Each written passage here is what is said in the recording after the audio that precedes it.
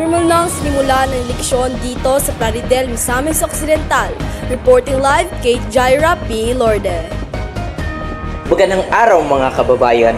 Ako po ay narito sa inyong harapan ngayon at humihingi ng presensya at tiwala para sa darating na eleksyon.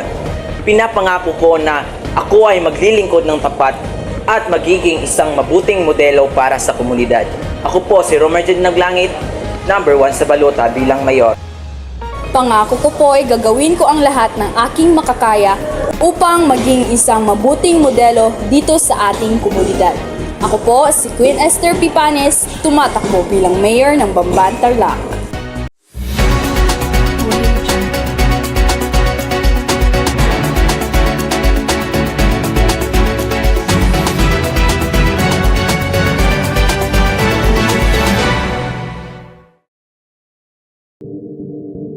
Ay ipapagawa ko sa iyo.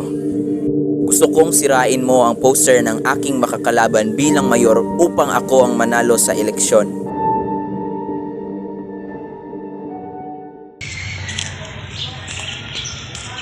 Uy, di ba? Taga-kuan man ka, taga-Plaridel, mo kasawa na? Oo. Pero kasi mong butuhan. Ano siya? Ano, bilis siya? Bawal, nagagawin niya. Hindi. Utang, bidayan na nga.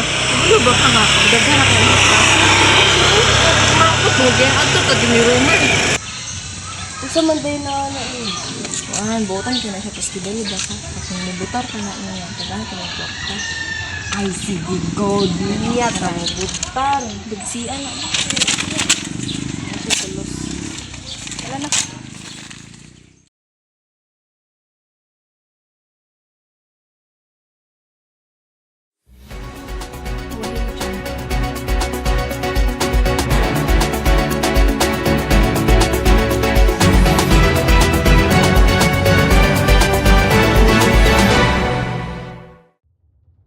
Magandang araw Pilipinas, mabuhay Tarlac.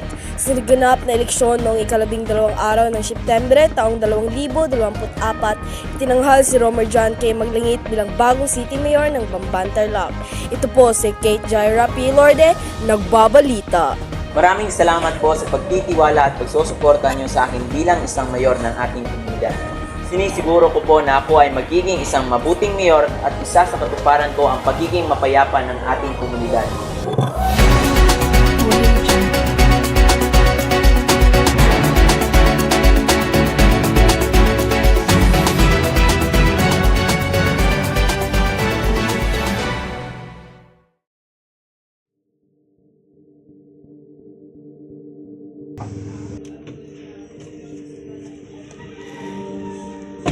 Bakit ka ba tumawag sa akin?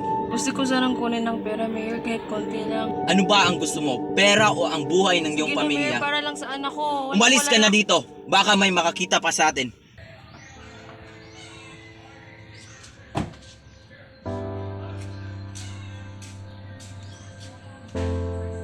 Ma'am, pwede po ba humingi ng pera kahit pambili lang ng pagkain?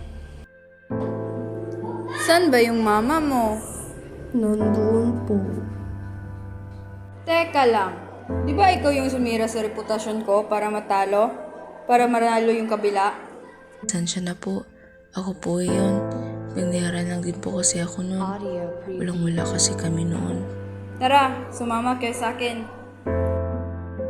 Salamat po.